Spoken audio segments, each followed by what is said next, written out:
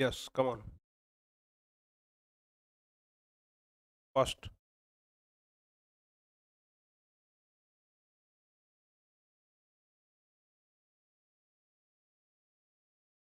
My dear students, एक बार फिर से आप सभी लोगों का मोस्ट वेलकम है आपके अपने इस यूट्यूब चैनल टारगेट बोर्ड में। प्यारे बच्चों, उम्मीद करते हैं आप लोग एकदम अच्छे से होंगे। और जैसा कि हमने आपको बोला था कि अभी 8 बजे से आप लोगों का संस्कृत का मॉडल पेपर का लाइव क्लास चलेगा, जिसमें बिहार बोर्ड के द्वारा ऑफिशियली जो मॉडल पेपर जारी किया गया है उसमें हम लोग संस्कृत का क्वेश्चन सॉल्व करेंगे। अभी तक पूरे यूट्यूब पर आप लोग छान करके देख लीजिए, संस्कृत का मॉडल पेपर कोई नहीं करवाया है। अभी तक पूरे यूट्यूब पर छान लीजिए, आप लोग सर्च कर लीजिए ना यूट्यूब पर, संस्कृत मॉडल पेपर 2023 किसी का नहीं है। सबसे पहला वीडियो हमारा यानी टारगेट बोर्ड का अपलोड हो रहा है यूट्यूब चैनल पर, वो भी टारगेट बोर्ड एप्लीकेशन पर। अभी एक बच्चे का हम कमेंट पढ़ रहे थे, बच्चे का कहना है कि सर टारगेट बोर्ड अब एक चैनल नहीं रहा बल्कि एक बिहार के लिए ब्रांड बन चुका है, बिहार के बच्चों के लिए। तो जो बच्चे हमें ऐसा समझते हैं उनके लिए दिल से धन्यवाद, दिल से थैंक्स कि आप हमें इस काबिल समझते हैं। और प्यारे बच्चों, जैसा कि आप सब लोगों को पता है कि अभी हम कुछ देर पहले हिंदी वाला हम करवा दिए थे। कुछ देर पहले अभी हम हिंदी का पूरा मॉडल पेपर करवाए थे, जिसमें हिंदी का 100 प्रश्न का ऑब्जेक्टिव हम आपको करवाए थे। जो बच्चे अगर वीडियो नहीं देखे हैं तो वीडियो जरूर देख लीजिएगा, जाकर के चैनल पर अपलोड हो चुका है। और अभी हम करवाने वाले हैं यहाँ संस्कृत का, यानी कि संस्कृत में जितने सारे भी क्वेश्चन हैं उसका करवाने वाले हैं। और लेकिन 100 क्वेश्चन का भी हम नहीं करवाएंगे, बस 50 क्वेश्चन का ही करवाएंगे, समझ गए ना। 50 क्वेश्चन का ही करवाने वाले हैं, बाकी 50 क्वेश्चन का हम कभी किसी अलग वीडियो में करवा देंगे। अभी फिलहाल हम लोग यहाँ पर सिर्फ और सिर्फ 50 क्वेश्चन का ही देखेंगे सोल्यूशन, ठीक है ना। क्योंकि 50 क्वेश्चन के बाद कुछ व्याकरण के क्वेश्चन थे जिसमें हमें डाउट लग रहा था, तो हमने सोचा कि 50 क्वेश्चन का ही करवाते हैं, उसके बाद हम इसे दूसरे वीडियो में देख लेंगे, ठीक है ना। और हाँ, एक चीज बता दें कि संस्कृत का जो इस बार क्वेश्चन पूछा है, संस्कृत का जो क्वेश्चन मॉडल पेपर में है, लेवल का क्वेश्चन है, समझ गए ना। हम ऐसा नहीं कर सकते हैं कि हाँ निचले स्तर का क्वेश्चन है, हल्का हल्का क्वेश्चन है, ऐसा कहना हमारा गलती होगा। क्योंकि संस्कृत का जो क्वेश्चन है वह एक लेवल का क्वेश्चन है, समझ गए ना। जो बच्चे पढ़े हैं, अच्छे से पढ़े हैं, वही बना सकते हैं। तो इसलिए सावधान हो जाइए आप लोग, क्योंकि संस्कृत का एग्जाम हमें लगता है कि थोड़ा हार्ड होने वाला है, ठीक है ना। संकेत मिल रहा है संस्कृत का जो एग्जाम है हमें लगता है कि आप लोग के लिए टफ हो जाएगा। तो इसलिए थोड़ा सा आप लोग इस चीज पर ध्यान देना शुरू करिए, इस सब्जेक्ट पर ध्यान देना शुरू करिए, ताकि संस्कृत भी हमें हार्ड ना लगे।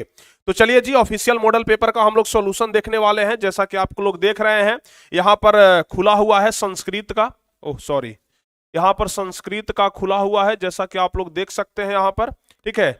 संस्कृत सब्जेक्ट का खुला हुआ है और इसमें आपको 100 नंबर का एग्जाम लिया जाता है, 100 नंबर का एग्जाम रहता है। समय कितना मिलता है तो 3 घंटा 15 मिनट समय मिलता है, 3 घंटा 15 मिनट का। और इस 3 घंटा 15 मिनट के समय में आप लोगों को क्या क्या बनाना होता है, आप लोगों को ढेर सारा चीज बनाना होता है। क्या क्या चीज बनाना होगा, तो सब्जेक्टिव भी बनाना होगा और ऑब्जेक्टिव भी बनाना होगा।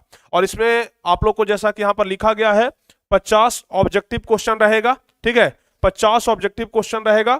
और इस 50 ऑब्जेक्टिव क्वेश्चन में से 100 ऑब्जेक्टिव क्वेश्चन रहेगा और इसमें से आपको 50 का जवाब देना होगा। यह जो 100 ऑब्जेक्टिव क्वेश्चन रहेगा इसमें से आपको 50 का जवाब देना होगा, ठीक है ना। सारे बच्चे समझ रहे हैं, सारे बच्चे समझ रहे हैं ना। चलिए, बहुत बढ़िया।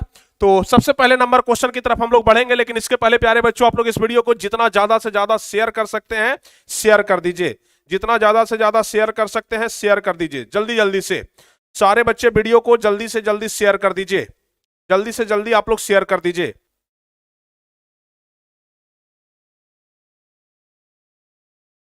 चलिए, सारे बच्चे फटाफट से शेयर करिए। और जो बच्चे अभी तक वीडियो को लाइक नहीं किए हैं ना, दबा दीजिए अंगूठा वाला निशान एकदम कस करके। चलिए, अभी तक 1000 बच्चे तो जुड़ चुके हैं भाई, हजारों बच्चे जुड़ चुके हैं। तो चलिए फटाफट से आप लोग वीडियो को लाइक करिए और वीडियो को लाइक करिए। अब अभी तक बहुत सारे बच्चे ऐसे हैं जो वीडियो को लाइक नहीं किए, जबकि हम आपको टाइम टेबल सब कुछ बता दिए थे पिछले क्लास में ही कि आप लोग को जुड़ना है, समझ गए। तो फटाफट से आप लोग वीडियो को लाइक कर दीजिए, सारे बच्चे मिलकर के। जो बच्चे अभी तक 50% बच्चे ही वीडियो को लाइक कर पाए हैं, वीडियो को लाइक करिए जल्दी जल्दी से और शेयर भी कर दीजिए। सारे बच्चे मिलकर के शेयर करिए और हम लोग बढ़ते हैं पहले नंबर क्वेश्चन की तरफ। पहला नंबर क्वेश्चन आपके स्क्रीन पर सुशोभित होता हुआ, तो देखिए जी, पहला नंबर क्वेश्चन आपके स्क्रीन के ऊपर सुशोभित हो गया है। आप लोग इसका अगर सही जवाब जानते हैं तो कमेंट बॉक्स को सुशोभित कर दीजिए, ठीक है ना। पहला नंबर क्वेश्चन का अगर सही जवाब जानते हैं तो आप लोग कमेंट बॉक्स को सुशोभित करिए, और पहला नंबर क्वेश्चन एकदम सही होना चाहिए, कोशिश करिएगा, ऐसा नहीं कि पहले से ही गलत होना शुरू हो जाए। तो बताइए पहला नंबर क्वेश्चन, भारत महिमा पाठ में कितने पद हैं? भारत महिमा पाठ में कुल कितने पद हैं, जल्दी से बता दीजिए। भारत महिमा पाठ में कुल कितने पद हैं? पहला का सही जवाब कौन सा होगा? कुछ बच्चे बोलेंगे कि सर 2 होगा, कुछ बच्चे 4 होगा, लेकिन उसमें से कुछ बच्चे ऐसे होंगे जो बोलेंगे कि सर 5 होगा। और जो बच्चे 5 बोल रहे हैं ना, उनका 500% सही जवाब है। जो बच्चे 5 बोल रहे हैं ना, उनका 500% क्या है जी? सही जवाब है। ठीक है, समझ गए। चलिए दूसरा नंबर क्वेश्चन की हम बात कर लेते हैं। दूसरा नंबर क्वेश्चन जो है वह अलस्य कथा से शायद जुड़ा हुआ चैप्टर है, नहीं, कर्मवीर कथा से। राम प्रवेश राम की कथा किस पाठ में है? राम प्रवेश राम की कथा जो है वह किस पाठ में है? तो कर्मवीर कथा में है ना। आप लोग को पता है किस में है? कर्मवीर कथा में है। यह क्या हुआ जी, पेंसिल कहां से आ गया? कर्मवीर कथा में है ना, देख लीजिए, डी ऑप्शन होगा सही जवाब। कौन सा? डी नंबर ऑप्शन होगा सही जवाब। समझ गए? सारे बच्चे समझ रहे हैं ना? अगर समझ रहे हैं तो वीडियो शेयर होना चाहिए। हाँ, 50 क्वेश्चन आज बताने वाले हैं शानदार तरीके से। चलिए तीसरा नंबर क्वेश्चन बता दीजिए, राम प्रवेश राम के परिवार में कुल कितने सदस्य थे? राम प्रवेश राम के परिवार में कुल कितने सदस्य थे? पहला चीज, राम प्रवेश राम, उसकी एक शायद छोटी बहन भी थी, उसके माँ और उसके बाबूजी, यानी कि कुल 4 सदस्य थे। तो सही जवाब होगा ए नंबर ऑप्शन। ए नंबर ऑप्शन अगर आप बता रहे हैं तो बिल्कुल सही जवाब है। ठीक है, ए नंबर ऑप्शन बता रहे हैं तो बिल्कुल सही जवाब है। चलिए अगला नंबर क्वेश्चन हम देख लेते हैं। चौथा नंबर क्वेश्चन कह रहा है कि टंकारा गांव किस राज्य में है? टंकारा गांव बता दीजिए जल्दी से, टंकारा गांव। हाँ, देखते हैं कितने बच्चे इसका सही जवाब दे पाते हैं। हमें तो लगता है कि अधिकांश बच्चे फंसेंगे इसमें। चलिए टंकारा गांव, टंकारा गांव बताइए। चौथा नंबर क्वेश्चन सही जवाब कौन सा हो जाएगा? टंकारा। अरे भाई, गुजरात प्रांत के टंकारा नामक गांव में, हम आपको पढ़ाए थे ना, गुजरात प्रांते टंकारा ग्रामस्य, यानी कि गुजरात प्रांत के टंकारा नामक गांव में है। ठीक है ना, गुजरात प्रांत में पड़ता है। अगला नंबर क्वेश्चन कह रहा है कि स्वामी दयानंद के गुरु कौन थे? स्वामी दयानंद के गुरु कौन थे? बता दीजिए। स्वामी दयानंद के गुरु थे विरजानंद। स्वामी दयानंद जी के गुरु कौन थे? विरजानंद थे। ठीक है, स्वामी दयानंद के गुरु थे विरजानंद। ए नंबर ऑप्शन होगा सही जवाब। चलिए छठा नंबर क्वेश्चन। और हाँ, एक चीज आपको हम बताना भूल गए, एक चीज हम आपको बताना भूल गए। यहां पर जो बच्चे पूरा का अगर आंसर देखना चाहते हैं, जैसे हम अभी यहां तक हम 50 क्वेश्चन का तो बताएंगे ही, 50 क्वेश्चन को सॉल्व करवाएंगे।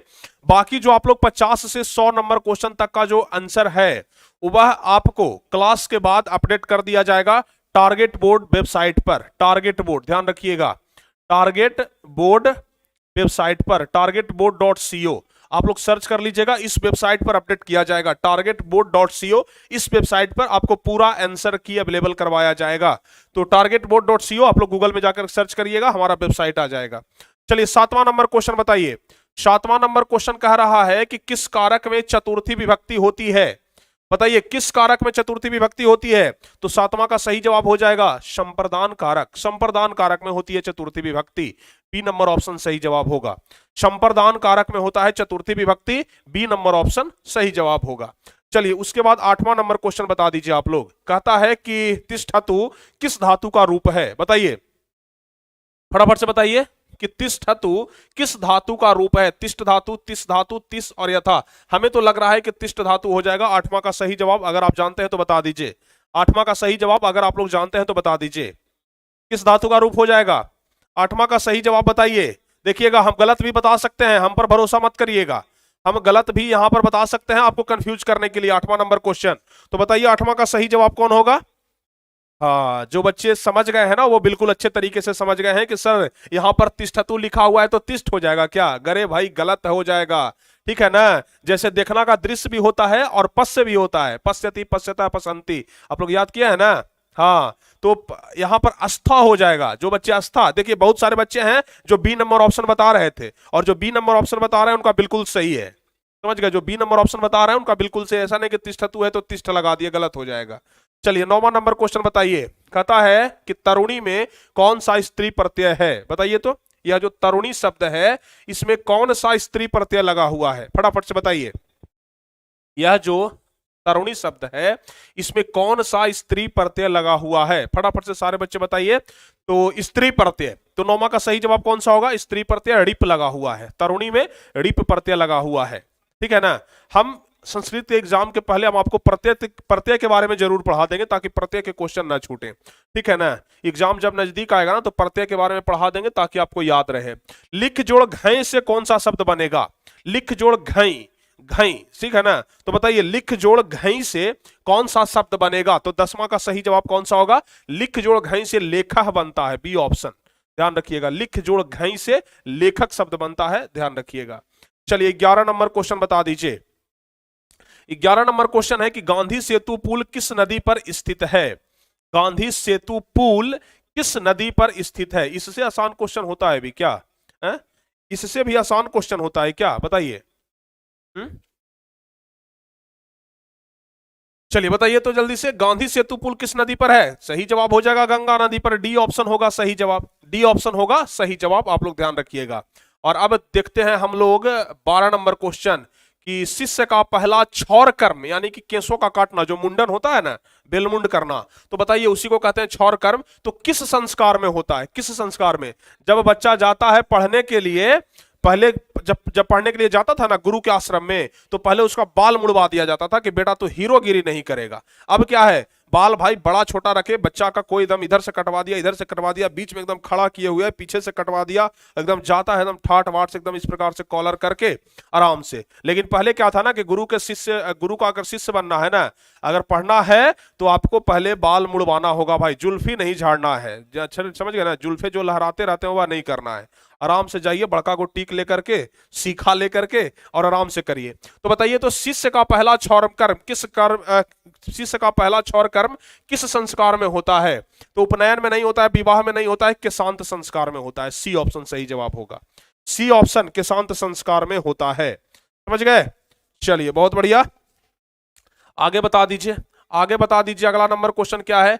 जात कर्म किस संस्कार के अंतर्गत आता है? जात कर्म, तो बताइए संस्कार, भारतीय संस्कार चैप्टर से संबंधित क्वेश्चन ढेर सारे पूछे जाते हैं, तो बताइए जात कर्म किस संस्कार के अंतर्गत आता है? 13 नंबर क्वेश्चन, 13 का सही जवाब कौन सा होगा? जात कर्म आता है शैशव संस्कार में, आप लोग को पता होगा शायद, तो शैशव संस्कार में आता है जात कर्म, ए नंबर ऑप्शन सही होगा।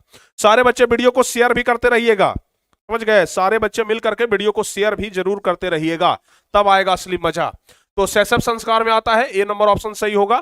और उसके बाद अब है कि सुलभ कौन है? सुलभ कौन है जी? अब प्रिय पथ्यवादी मतलब क्या? प्रिय बोलने वाले कि सतत सत्य बोलने वाले, ठीक है ना, सत्य प्रियवादी और पथ्यवादी की सतत झूठ बोलने वाले, क्या प्रिय पथ्य श्रोता, अप्रिय सुनने वाले। तो बताइए सुलभ कौन है? 14 नंबर क्वेश्चन बता दीजिए आप लोग, सुलभ कौन है? तो सुलभ हो जाएगा सतत पथ्यवादी, हमेशा सत्य बोलने वाला सुलभ है, ठीक है ना। हाँ, हमेशा असत्य, पथ्य मतलब क्या होता है? हाँ, सतत पथ्यवादी, समझ गए, डी नंबर ऑप्शन होगा सही जवाब। चलिए तो नीति श्लोका पाठ में कितने श्लोक दिए गए हैं? नीति श्लोका पाठ में, नीति श्लोका जो पाठ है उसमें कितने श्लोक दिए गए हैं? 5 की 10 की 7 की 8। 15 नंबर क्वेश्चन देखते हैं कितने बच्चों का सही होता है। हमें तो लगता है कि नीति श्लोका पाठ में कितना श्लोक है? कम से कम 10 श्लोक तो होना ही चाहिए ना, तो कम 10 श्लोक हो जाएगा, ठीक है। नीति श्लोका पाठ में कितने श्लोक हैं? 10 श्लोक हैं, ध्यान रखिएगा, ठीक है। चलिए आगे बढ़े, अगला नंबर क्वेश्चन बता दीजिए। शिक्षा कर्म खाली स्थान परमाह गति, शिक्षा कर्म खाली स्थान परमाह गति, रिक्त स्थान की पूर्ति उचित विकल्प के साथ करें। शिक्षा कर्म खाली स्थान परमाह गति, तो बताइए 16 नंबर क्वेश्चन का सही जवाब कौन सा हो जाएगा? 16 का हो जाएगा जीवनस्या, ठीक है ना, 16 का हो जाएगा जीवनस्या, ठीक है। शिक्षा कर्म जीवनस्या परमा गति, शिक्षा कर्म जो है वह जीवन की परम गति है। जीवन की सबसे परम गति क्या है? शिक्षा है, शिक्षा के बिना यह जीवन अधूरा है, तो जीवन का क्या हो जाएगा? यहां पर भरा जाएगा जीवनस्या, क्या भरा जाएगा? जीवनस्या, जीवनस्या, क्लियर है, यहां पर जीवनस्या भरा जाएगा। चलिए 17 नंबर क्वेश्चन बता दीजिए। 17 नंबर क्वेश्चन है कि स्वामी दयानंद के लिए कौन सा पर्व उद्बोधक सिद्ध हुआ? बताइए स्वामी दयानंद के लिए कौन सा पर्व उद्बोधक सिद्ध हुआ? स्वामी दयानंद के लिए तो शिवरात्रि का पर्व था ना, जिस दिन वह मूर्ति पूजा पर से उनका भरोसा उठ गया था, चूहा प्रसादी खा रहा था, सब कुछ याद आ रहा है ना। तो शिवरात्रि का दिन था, तो 17 का डी नंबर ऑप्शन सही होगा। 17 का डी नंबर ऑप्शन बिल्कुल सही जवाब है जी। चलिए उसके बाद 18 नंबर क्वेश्चन बता दीजिए। 18 नंबर क्वेश्चन कह रहा है कि रमणीयाणी तीर्थानी खाली स्थान संजयंती, रिक्त स्थानों की उचित विकल्प के द्वारा पूर्ति करें। रमणीयानी तीर्थानी, तो बताइए 18 का सही जवाब कौन सा हो जाएगा। रमणीयानी तीर्थानी रतीम भरा जाएगा। क्या भरा जाएगा? रतीम, ध्यान रखिएगा। रमणीयाणी तीर्थानी रतीम, यहां पर बी ऑप्शन होगा सही जवाब। बी नंबर ऑप्शन सही जवाब होगा। जो बच्चे बी नंबर ऑप्शन बता रहे हैं उनका एकदम 100% डिट्टो है, सही जवाब है जी। चलिए अगला नंबर क्वेश्चन बता दीजिए। कर्म भारम रूपक की कथा कहां से ली गई है? कर्म भारम रूपक की कथा कहां से ली गई है? रामायण से तो नहीं लिया गया है, पुराण से भी नहीं लिया गया है, और देखते हैं ऑप्शन में क्या है। महाभारत से लिया गया है। सी ऑप्शन होगा सही जवाब। सी नंबर ऑप्शन होगा सही जवाब। है? क्या हुआ, वीडियो रुक गया क्या जी? वीडियो रुक गया क्या? नहीं, वीडियो तो नहीं रुका है, ये नहीं रुका है। चलिए बहुत बढ़िया जी, महाभारत से लिया गया है, सी ऑप्शन होगा सही जवाब। चलिए 20वां नंबर क्वेश्चन बताइए। 20वां नंबर क्वेश्चन कि अनंतरम के योग में किस विभक्ति का प्रयोग होता है? 20वां नंबर क्वेश्चन आपको बताना है कि अनंतरम के योग में किस विभक्ति का प्रयोग होता है। तो 20 का सही जवाब कौन सा होगा? अनंतरम, अनंतरम के योग में पंचमी विभक्ति लगेगा। बी ऑप्शन होगा सही जवाब। अनंतरम के योग में पंचमी विभक्ति। क्लियर है? चलिए अब 21 नंबर क्वेश्चन बता दीजिए कि किस समास का प्रथम पद अव्यय होता है? किस समास का प्रथम पद जो है वह अव्यय होता है? तो जाहिर सी बात है, नाम से ही पता चल रहा है अव्ययी भाव समास। नाम से ही पता चल रहा है अव्ययी भाव समास का जो प्रथम पद होता है वह अव्यय होता है। अव्ययी भाव समास का प्रथम पद अव्यय होता है, ध्यान रखिएगा। अब अगला नंबर क्वेश्चन कह रहा है कि दुराचारः में कौन सा उपसर्ग है? दुराचारः में कौन सा उपसर्ग है? जल्दी से बता दीजिए।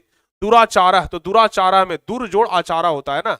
22 का सही जवाब कौन सा हो जाएगा? दुर जोड़ आचारा होता है, तो दुर र में हलंत, यहां पर बी ऑप्शन सही जवाब होगा। ठीक है, बी नंबर ऑप्शन सही जवाब होगा।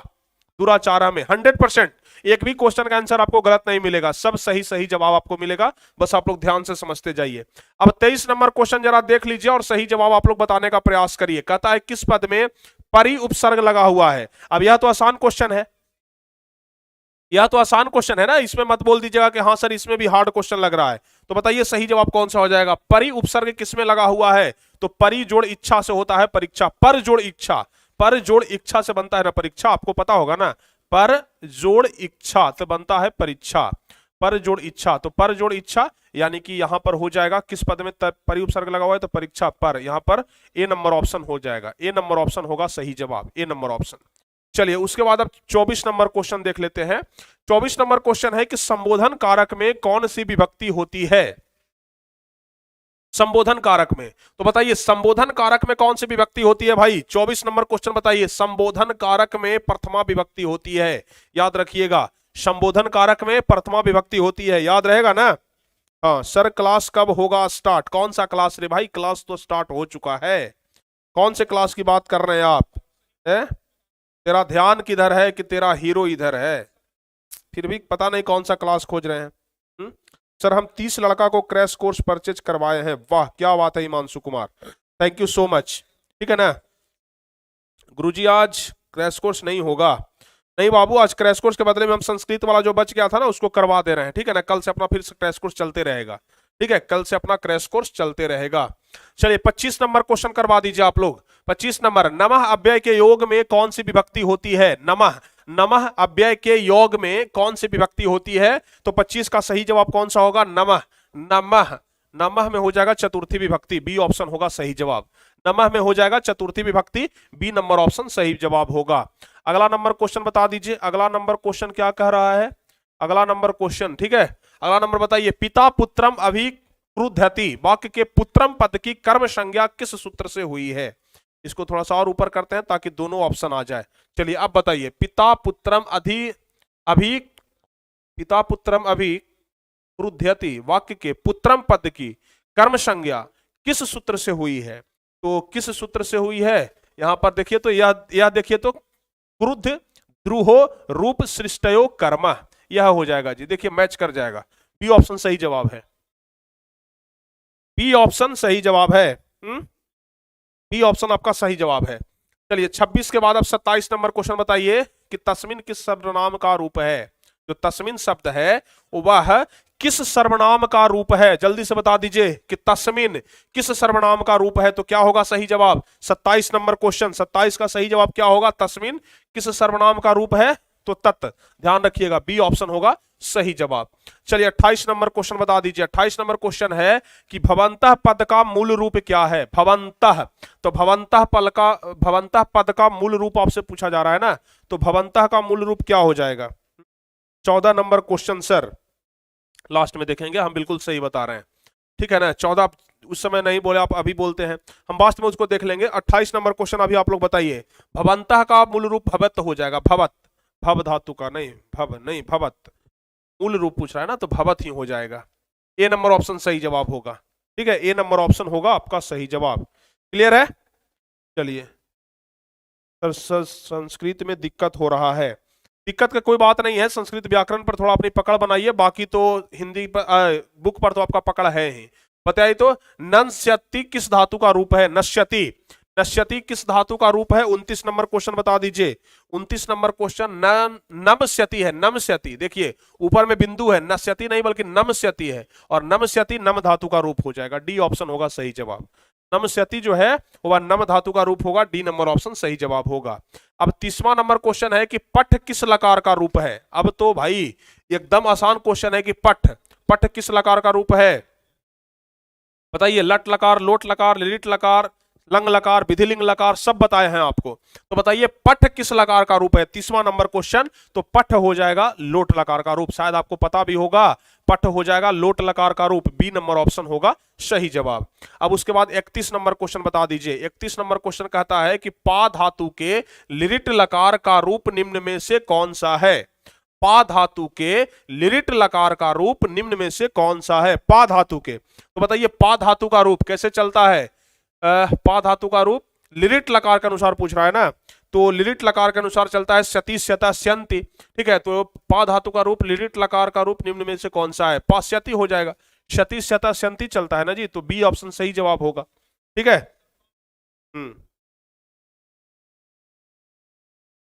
चलिए हो गया। चलिए जी आगे हम बढ़ते हैं। अब 32 नंबर क्वेश्चन, 32 नंबर क्वेश्चन कह रहा है कि कभी भी में कौन सी विभक्ति है? यह जो कभी भी शब्द है इसमें कौन सी विभक्ति है? तो बताइए कभी भी में कौन सी विभक्ति है? 32 नंबर क्वेश्चन, तो 32 का सही जवाब हो जाएगा कभी भी, कभी भी, तो यह तृतीय विभक्ति हो जाएगा, बी नंबर ऑप्शन सही जवाब। बी नंबर ऑप्शन सही जवाब बता रहे हैं ना आप लोग। साक्षी राज 14 नंबर क्वेश्चन को लेकर के बार बार कमेंट कर रही है, प्लीज अभी आप कमेंट ना करें ऐसे। चलिए हम 14 नंबर क्वेश्चन देख लेते हैं। एक बच्चा है जो बार बार 14 नंबर चिल्ला रही है, तो चलिए भाई 14 नंबर कमेंट तो हम देख ही लेते हैं। अब 14 तो देख ही करके हम दम लेंगे ना। चलिए एक बच्ची है जो 14 नंबर बोल रही है, साक्षी, तो चलिए 14 नंबर हम देख लेते हैं।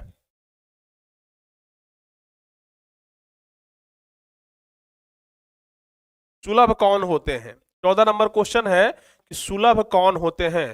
तो अप्रिय पथ्यभाषी, अप्रिय बोलने वाले लोग सुलभ होते हैं। अप्रिय पथ्य श्रोता, सतत प्रियवादी, हमेशा प्रिय बोलने, पथ्यवादी, सतत पथ्य, पथ्य मतलब हमको समझ में नहीं आ रहा है यहाँ पर पथ्य मतलब होता क्या है। अगर सुलभ कौन होते हैं? सतत प्रियवादी, बी नंबर ऑप्शन होगा क्या? जरा देखिए तो एक बार आप लोग इसका, बी नंबर ऑप्शन क्या होगा? 14 का देख लीजिए तो एक बार जल्दी से बताइए जल्दी से, बी नंबर ऑप्शन होना चाहिए ना। हमें लगता है कि बी नंबर ऑप्शन होना चाहिए, क्योंकि प्रियवादी यानी कि प्रिय बोलने वाले जो लोग हैं ना वो बस सुलभ होते हैं, तो हमें लगता है कि 14 का बी नंबर ऑप्शन सही होना चाहिए क्या? 14 का बी नंबर ऑप्शन होगा ना, 14 का बी नंबर ऑप्शन। चलिए भाई 14 का बी नंबर ऑप्शन में आप लोग सुधार कर लीजिएगा, ठीक है ना। हमें लग रहा था जिस समय बता रहे थे उसी टाइम लग रहा था, क्योंकि ये जो पथ्य शब्द है ना, पथ्य मतलब हमको पता नहीं इसका अर्थ क्या होता है, समझ में नहीं आ रहा है, लेकिन प्रियवादी यानी कि प्रिय बोलने वाले लोग सुलभ होते हैं। कहां तक हम आपको बताए थे? सर्वत्र अव्यय में कौन सा, ये आप नहीं बताए थे ना अभी तक, बहंता पद का अर्थ नहीं बताए थे। कहां तक बताए थे जी? पृथक नहीं, यह भी नहीं बताए थे। असमान, यह भी नहीं बताए थे। कहां तक बताए थे अभी हम आपको? पा धातु, पा धातु के लिरिट लकार, पठ किस लकार का रूप है? नमस्यन्ति।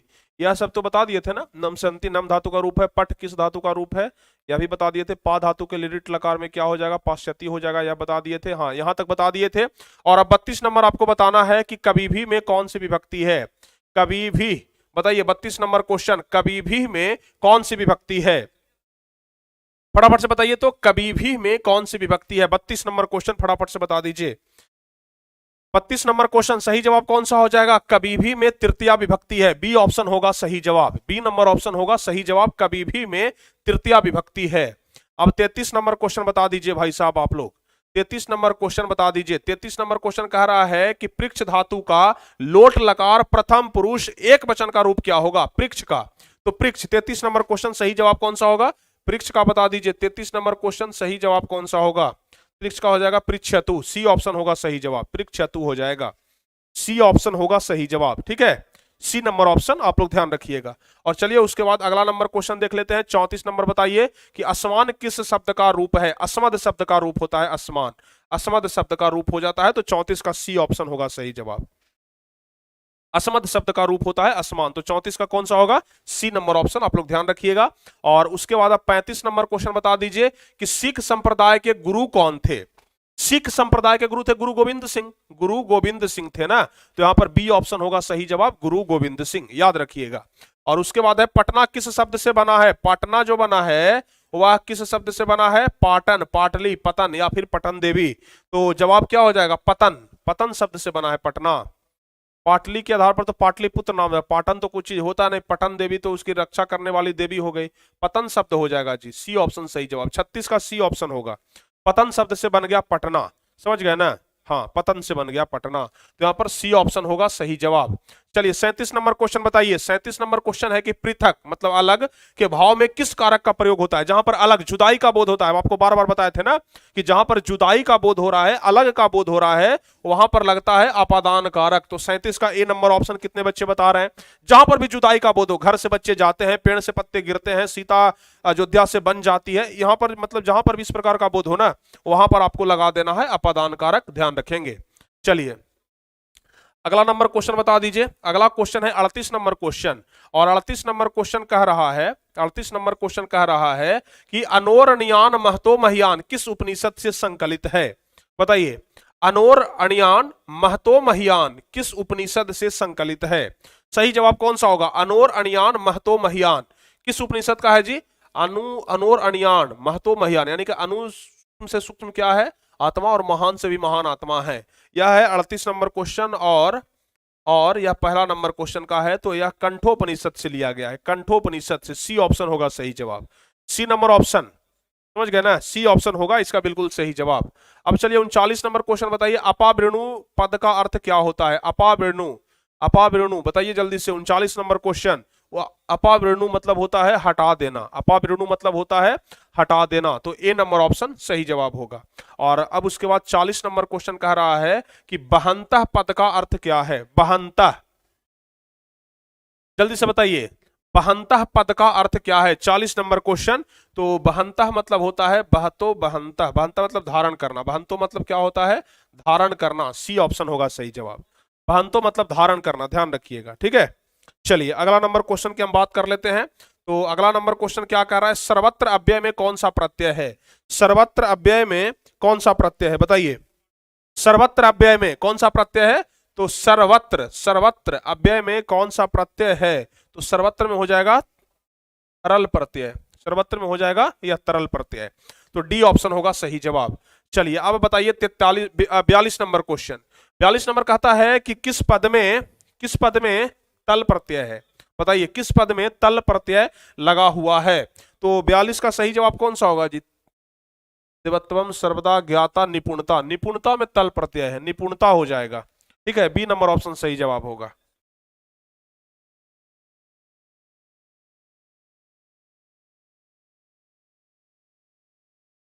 कल से क्रैश कोर्स होगा, बिल्कुल कल से होगा क्रैश कोर्स। चलिए अगला नंबर क्वेश्चन बताइए कि तुमुन प्रत्यांत पद निम्न में से कौन सा है जिसमें तुमुन प्रत्यय लगा हुआ है? तो तुमुन प्रत्यय किसमें लगा हुआ है? तुमुन प्रत्यय अधेतुम, अध्यतुम, यह इसमें लगा हुआ है। ए नंबर ऑप्शन सही जवाब होगा। अधेतुम में तुमुन प्रत्यय लगा हुआ है ना, तो ए नंबर ऑप्शन होगा सही जवाब।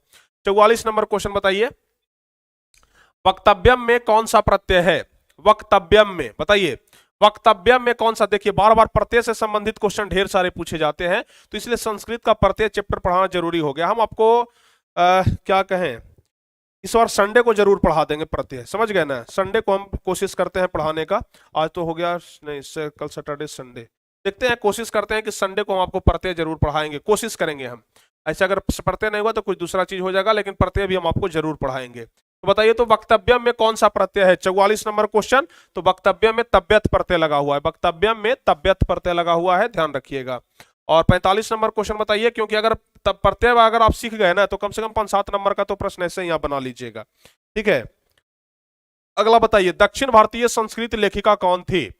दक्षिण भारतीय, जो कि दक्षिण भारत की थी, तो दक्षिण भारतीय संस्कृत लेखिका शिला भट्टारिका, यह तो थी भाई। राम भद्राम्बा, यह भी थी। और देव कुमारिका, यह भी थी। तो सही जवाब हो जाएगा डी नंबर ऑप्शन, इनमें से सभी, ठीक है, सही जवाब हो जाएगा इनमें से सभी। अब 46 नंबर क्वेश्चन बता दीजिए कि विजय भट्टारिका किसकी रानी थी? विजय भट्टारिका किसकी रानी थी? तो विजय भट्टारिका किसकी पत्नी थी? विजय भट्टारिका किसकी पत्नी थी? चंद्रादित्य की पत्नी थी ना विजय भट्टारिका, तो चंद्रादित्य की, यहाँ 46 का ए ऑप्शन होगा सही जवाब। अब 47 नंबर क्वेश्चन बता दीजिए कि धाविका में कौन सा प्रत्यय है? देखिए फिर सा प्रत्यय आ गया, और स्त्री प्रत्यय ही होगा, क्योंकि धाविका है, धावक नहीं, धाविका है। तो 47 का सही जवाब कौन सा होगा? धाविका, धाविका, स्त्री प्रत्यय तो टाप हो जाएगा, टाप प्रत्यय लगा हुआ है। धाविका में कौन सा प्रत्यय है? तो टाप प्रत्यय लगा हुआ है, बी ऑप्शन होगा आपका सही जवाब। चलिए जी, अगला नंबर क्वेश्चन बता दीजिए 48। 48 नंबर क्वेश्चन है कि पठत का स्त्रीलिंग रूप क्या होगा? पठत बताइए जल्दी से, 48 नंबर क्वेश्चन। पठत का स्त्रीलिंग रूप होता है, स्त्रीलिंग रूप पठंती, पठती, पठता, पठंती। पठत का स्त्रीलिंग रूप क्या होगा? पठंती हो जाएगा, बी ऑप्शन होगा सही जवाब। बहुवचन में भी होता है, समझ गए ना? पठती, पठता, पठंती, पठत का स्त्रीलिंग पठंती ही हो जाएगा। चलिए 49 नंबर बता दीजिए, ध्यानास्तु का संधि विच्छेद क्या होगा? ध्यानास्तु का संधि विच्छेद फटाफट से बताइए सारे बच्चे। ध्यानास्तु, ध्यानास्तु का संधि विच्छेद क्या होता है? 49 नंबर क्वेश्चन। तो ध्यानास्तु का संधि विच्छेद होता है धन्यास जोड़ तू, धन्यास्तु, धन्य जोड़ आस्तु, धन्य जोड़ आस्तु। 49 का कौन सा होगा सही जवाब? हमें तो लग रहा है धन्यास जोड़ तू होगा, धन्यास्तु, धन्यास्तु।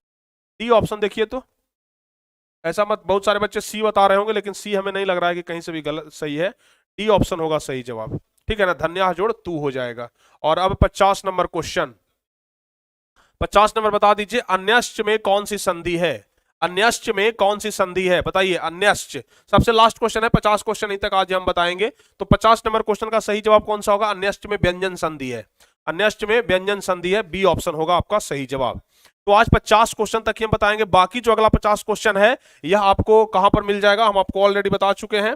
यह आपको कहां पर मिल जाएगा जी? यह मिल जाएगा टारगेट बोर्ड पर,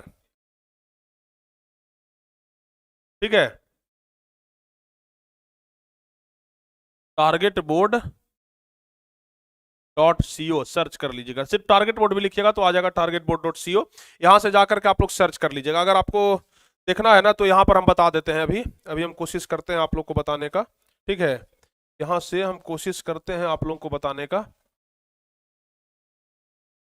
हाँ, टारगेट बोर्ड .co लिखिएगा ना, तो जैसे देखिए ना, यहाँ पर हो गया, टारगेट बोर्ड लिखना है, टारगेट बोर्ड लिख करके सर्च करिएगा ना, तो देखिए सबसे ऊपर में ही आ रहा है टारगेट बोर्ड .co। अगर समझ में ना आ रहा है तो देख लीजिए यहाँ से, या टारगेट बोर्ड .co है, यहाँ पर हम लोग सर्च करेंगे तो इस प्रकार का साइट खुल करके आ जाएगा, ठीक है ना? यहाँ पर हमारा स्लोगन लिखा हुआ है, क्या स्लोगन है? Your success is my achievement. हम बार बार बोलते हैं ना, your success is my achievement, तो your success is my achievement, ठीक है। इसी में हम लोग नीचे की तरफ आएंगे, नीचे की तरफ जब हम लोग आएंगे तो देखिए यहाँ पर आपको एक चीज मिल रहा है ना, यहाँ पर एक चीज मिल रहा है डेली टेस्ट सीरीज, यहाँ से आकर के डेली टेस्ट दे सकते हैं। और यहाँ पर मिल रहा है मैट्रिक मॉडल पेपर, ठीक है। तो ऊपर से आप लोग टेस्ट दे सकते हैं, और नीचे में क्या है? Matric model paper. यहाँ पर जो मॉडल पेपर निकला है ना, यहाँ पर आप लोग को मिल जाएगा। अगर मैट्रिक मॉडल पेपर पर हम क्लिक करते हैं तो इसके बाद आप लोग यहाँ पर सीधे चले आएंगे, और नीचे की तरफ आपको देखना है क्या लिख रहा है, देख लीजिए। मैट्रिक मॉडल पेपर आपको नीचे मिल जाएगा, कहीं से ऑफिशियल वेबसाइट हो जाएगा, व्हाट्सएप रिजल्ट डेट, क्या क्या खुल गया जी? हाँ देखिए, download class 10 all subject model paper 2023, यही वाला है। Download class 10th all subject model model paper. यहाँ पर आप लोग जा करके सारे सब्जेक्ट का मॉडल पेपर भी डाउनलोड कर सकते हैं, और यहीं पर आपको टोटल सॉल्यूशन दे दिया जाएगा, समझ गए ना। यहीं पर आपको टोटल सॉल्यूशन दे दिया जाएगा, सब कुछ यहीं पर आपको मिलेगा। जैसे देखिए ना, आपको यहाँ पर सब कुछ मिल जाएगा। क्या क्या मिलेगा? क्लास 10th के लिए मिल जाएगा, मॉडल पेपर मिल जाएगा, टेस्ट सीरीज मिल जाएगा, प्रैक्टिस सेट मिल जाएगा। टेस्ट सीरीज पर जाइएगा तो आपको टेस्ट सीरीज मिल जाएगा, आराम से यहाँ से टेस्ट सीरीज दे सकते हैं आप, ठीक है ना। आराम से टेस्ट सीरीज में ज्वाइन हो सकते हैं, ठीक है, कोई दिक्कत नहीं है। तो इस प्रकार से आप लोग इस वेबसाइट पर आकर के जरूर सर्च कर लीजिएगा, और यहाँ से आकर के आप लोग आराम से पढ़ाई कर सकते हैं, ठीक है। सारे बच्चे समझ रहे हैं ना?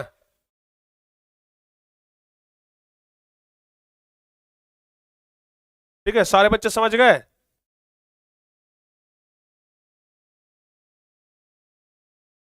अरे अभी आप में से बहुत सारे बच्चे भाई यह वीडियो देख रहे हैं, उनका कमेंट हम आपको दिखाते हैं। उनका कमेंट हम आपको देखिए दिखाते हैं।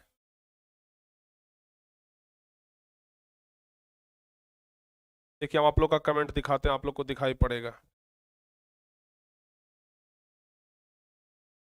यह जो लाइव क्लास चल रहा है ना, यहाँ पर चलेगा। कहाँ पर चलेगा? लाइव में जाइए। देखिए, अभी यह वाला वीडियो लाइव चल रहा है? देखिए, इधर साइड आपका कमेंट दिखाई पड़ रहा है, इधर साइड में, ठीक है। इधर साइड आपका कमेंट दिखाई पड़ रहा है, पॉप अप चैट आउट। देखिए, देखिए हर एक बच्चों का कमेंट यहाँ पर दिखाई दे रहा है, देख लीजिए। आपका कमेंट इधर दिखाई दे रहा है। अभी जो आप लोग कमेंट कर रहे हैं ना, यहाँ पर आपको दिखाई पड़ रहा होगा, देख लीजिए आप लोग। सबका कमेंट यहाँ पर दिखाई पड़ रहा है, जो भी बच्चे कमेंट कर रहे हैं सबका कमेंट यहाँ पर दिखाई दे रहा है। सब बच्चे अपना अपना कमेंट देख सकते हैं। जैसे अगर हम इसको रोकने का प्रयास करें तो देख लीजिए किनका किनका कमेंट है जी। Target board Prince sir, Deepak Kumar, चरण स्पर्श सर लिख रहे हैं, वैभव कुमार हो गए, आकांक्षा प्रिया, सोनी रॉय और गोपी कुमार, अमित कुमार, साक्षी राज, मंटू, सारे बच्चों का कमेंट दिखाई दे रहा है यहाँ पर हमें, ठीक है। सारे बच्चों का कमेंट हमें यहाँ पर दिखाई दे रहा है, कोई दिक्कत?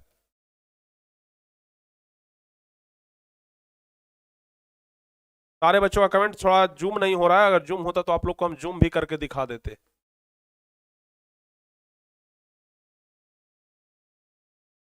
देखिए यहाँ पर सारे बच्चों को पता चल जाएगा, ठीक है। यहाँ से देखिए सारे बच्चों का कमेंट दिखाई पड़ रहा है। क्या? हाँ चल गया जी, ठीक है ना।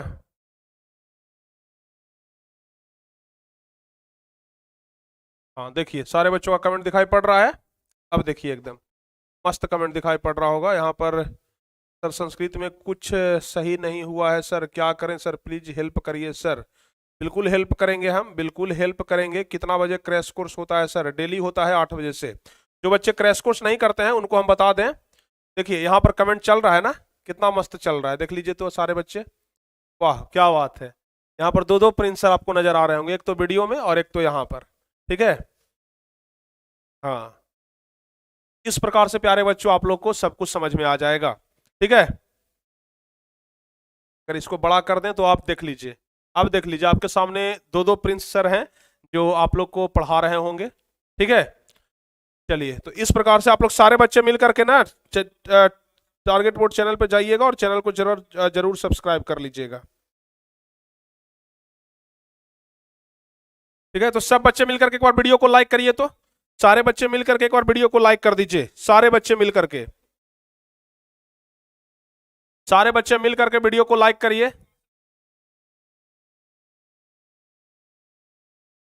फटाफट से सारे बच्चे मिलकर के वीडियो को लाइक कर दीजिए, ठीक है। मजा आ रहा है देखने में। कौन है ओरिजिनल वाले? हम हैं या फिर इधर ये हैं, ये सब भाई साहब हैं? ओरिजिनल वाले कौन हैं? हैं? हम हैं कि ये हैं कि ये हैं कि ये हैं? तीन तीन चार चार पीस आ गए हैं भाई प्रिंस है। देखिए तीन तीन चार चार हैं, कौन है आखिर ओरिजिनल? आखिर ओरिजिनल कौन है? ओरिजिनल पहचान पा रहे हैं आप लोग? हैं? ओरिजिनल कौन है भाई? ये ओरिजिनल है? नहीं, हमें लगता है कि ए ओरिजिनल है। ओरिजिनल कौन है?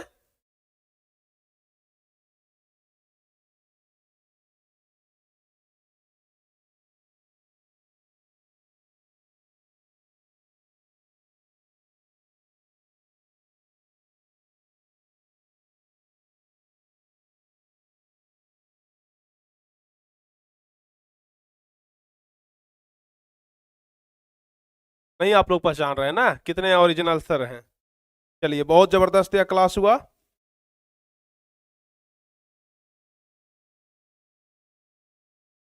कोई दिक्कत? सारे बच्चे कमेंट करके बता दीजिए जल्दी जल्दी से, किसी प्रकार का कोई दिक्कत है आप लोगों को? अगर कोई दिक्कत है तो जल्दी से कमेंट कर दीजिए।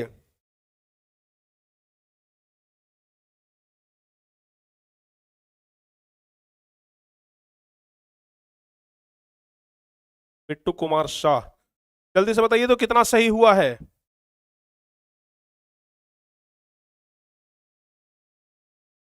कितना सही हुआ है आप लोगों का? कितना सही हो गया है? इतना सही हो गया आप लोगों का? चलिए तब तो फिर बहुत अच्छी बात है कि अगर इतना सही हुआ है तो, अगर इतना सही हुआ है तब तो बहुत अच्छी बात है जी। ठीक है ना? चलिए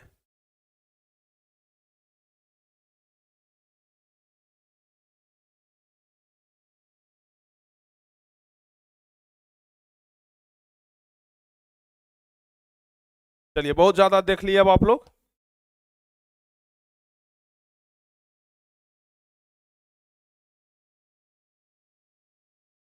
सारे बच्चे मिलकर के जल्दी जल्दी से बताइए कितना सही हुआ है।